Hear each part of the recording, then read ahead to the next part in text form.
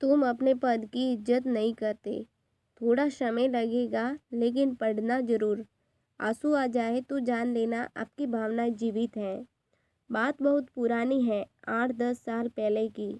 मैं अपने एक मित्र का पासपोर्ट बनवाने के लिए दिल्ली के पासपोर्ट ऑफिस गया था। उन दिनों इंटरनेट पर फार्म भरने की सुविधा नहीं थी।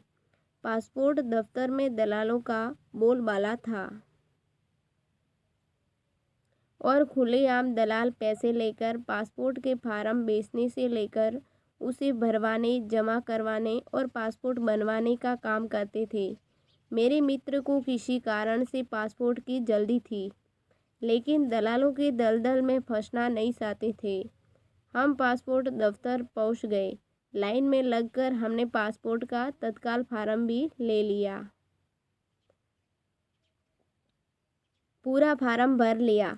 इस चक्कर में कई घंटे निकल चुके थे और अब हमें किसी तरह पासपोर्ट की फीस जमा करानी थी।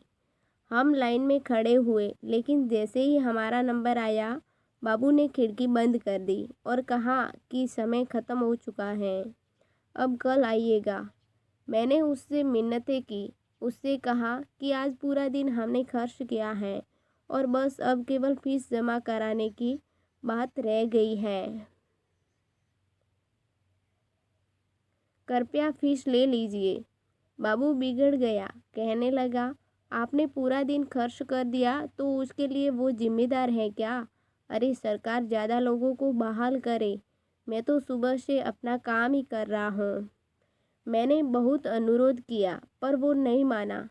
उसने कहा कि बस 2 बजे तक का समय होता है। 2 बज गए, अब कुछ नहीं हो सकता। मैं समझ रहा था कि सुबह से दलालों का काम वो कर रहा था, लेकिन जैसे ही बिना दलाल वाला काम आया, उसने बहाने शुरू कर दिए। हाँ, पर हम भी अड़े हुए थे कि बिना अपने पद का इस्तेमाल किए और बिना ऊपर से पैसे खिलाए इस काम को अंजाम देना है।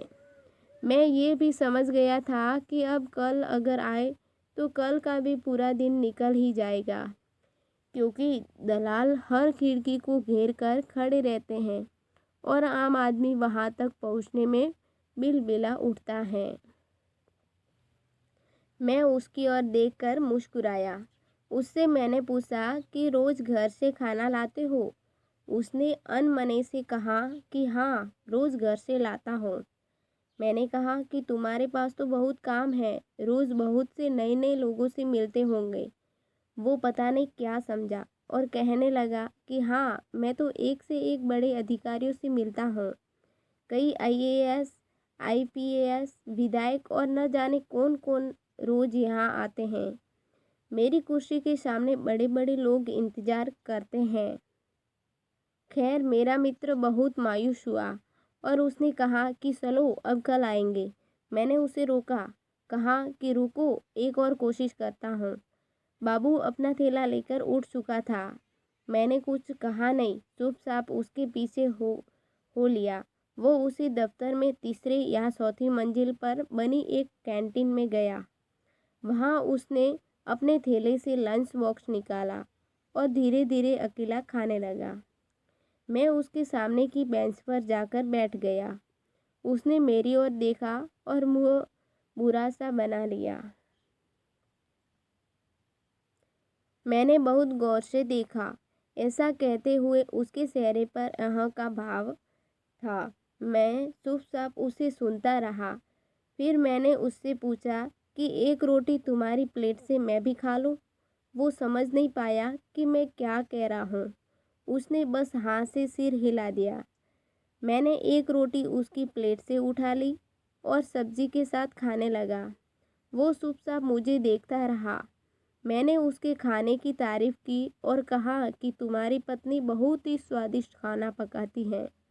वो चुप रहा। मैंने फिर उसे कुरेदा, तुम बहुत महत्वपूर्ण सीट पर बैठे हो। बड़े बड़े लोग तुम्हारे पास आते हैं तो क्या तुम अपनी कुर्सी की इज्जत करते हो? अब वो सौका। उसने मेरी ओर देखकर पूछा कि इज्जत मतलब? मैंने कहा कि तुम बहुत भाग्यशाली हो तुम्हें इतनी महत्वपूर्ण जिम्मेदारी मिली है। तुम न जाने कितने बड़े बड़े अफसरों से डील करते हो, लेकिन तुम अपने पद की इज्जत नहीं करते। उसने मुझसे पूछा कि ऐसा कैसे कहा आपने। मैंने कहा कि जो काम दिया है गया है उसकी इज्जत करते तो तुम इस तरह रूखे व्यवहार वाले नहीं होते।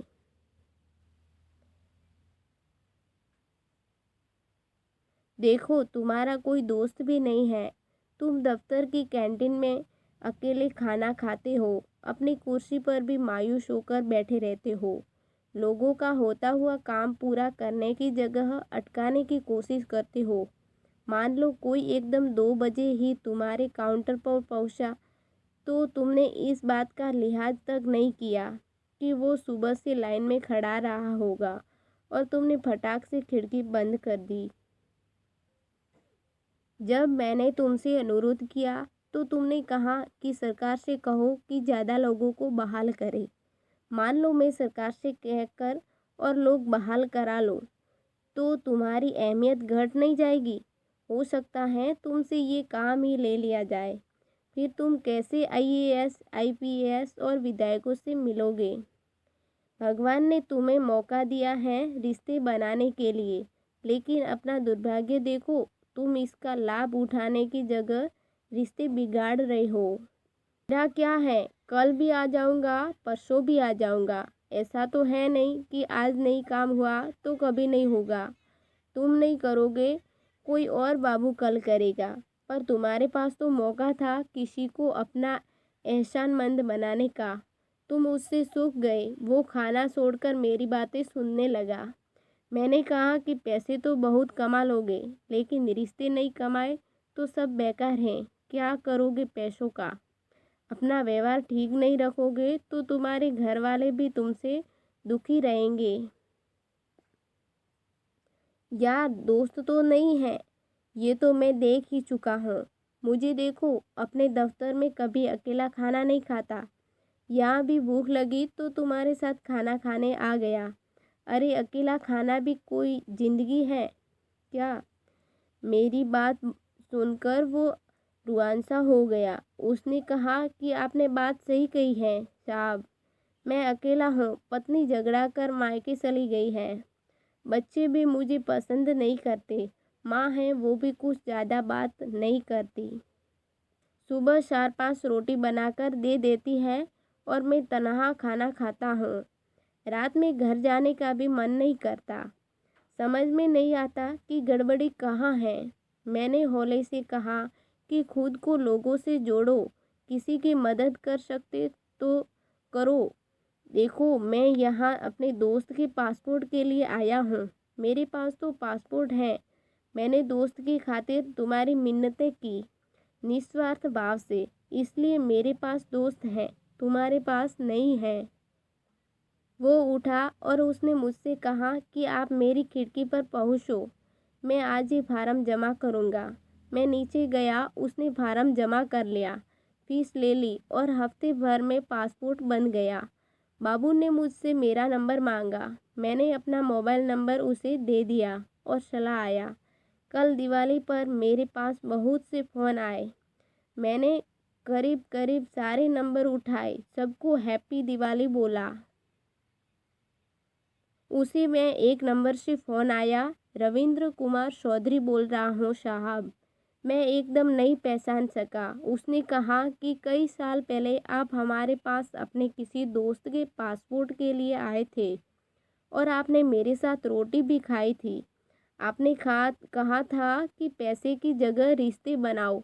मुझे एकदम याद आ गया। मैंने कहा, हाँ जी चौधरी साहब, कैसे हैं? उसने खुश होकर कहा, साहब आप उस दिन चले गए, फिर मैं बहुत सोचता रहा। मुझे लगा कि पैसे तो सचमुच बहुत लोग दे जाते हैं, लेकिन साथ खाना खाने वाला कोई नहीं मिलता। सब अपने में व्यस्त हैं। मैं साहब अगले ही दिन पत्नी के मायके गया। बहुत मिन्नतें कर उसे घर लाया। वो मान ही नहीं रही थी। वो खाना खाने बैठी तो मैंने उसकी प्लेट से एक रोटी उठा ली। कहा कि साथ खिलाओगी? वो हैरान थी, रोने लगी। मेरे साथ चली आई, बच्चे भी साथ चले आए। साहब अब मैं पैसे नहीं कमाता, रिश्ते कमाता हूँ। जो आता है उसका काम कर देता हूँ। दिवाली बोलने के लिए फ़ोन किया है। अगले महीने बिटिया की शादी है, आपको आना है। अपना पता भेज दीजिएगा। मैं और मेरी पत्नी आपके पास आएंगे। मेरी पत्नी ने मुझसे पूछा था कि ये पासपोर्ट दफ्तर में रिश्ते कमाना कहाँ से सीखे, तो मैंने पूरी कहानी बताई थी। आप किसी से नहीं मिले, लेकिन मेरे घर में आपने रिश्ता जोड़ लिया है। सब आपको जानते हैं। बहुत दिनों से फ़ोन करने की सोचता था, लेकिन हिम्मत नहीं होती थी। आज दिवाली का मौका निकाल कर रहा हूँ। शादी में आपको आना है, बिटिया को आशीर्वाद देने। रिश्ता जोड़ा है आपने, मुझे यकीन है आप आएंगे। वो बोलता जा रहा था, मैं सुनता जा रहा था। सोचा नहीं था कि सचमुच उसकी ज़िंदगी में भी पैसों पर रिश्ता भारी पड़ेगा।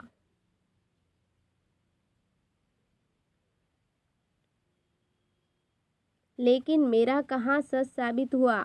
आदमी भावनाओं से संचालित होता है, कारणों से नहीं। कारण से तो मशीनें सलाह करती हैं। पसंद आए तो अपने अजीज दोस्तों को ज़रूर भेजें एवं इंसानियत की भावना को आगे बढ़ाए। पैसा इंसान के लिए बनाया गया है, इंसान पैसे के लिए नहीं।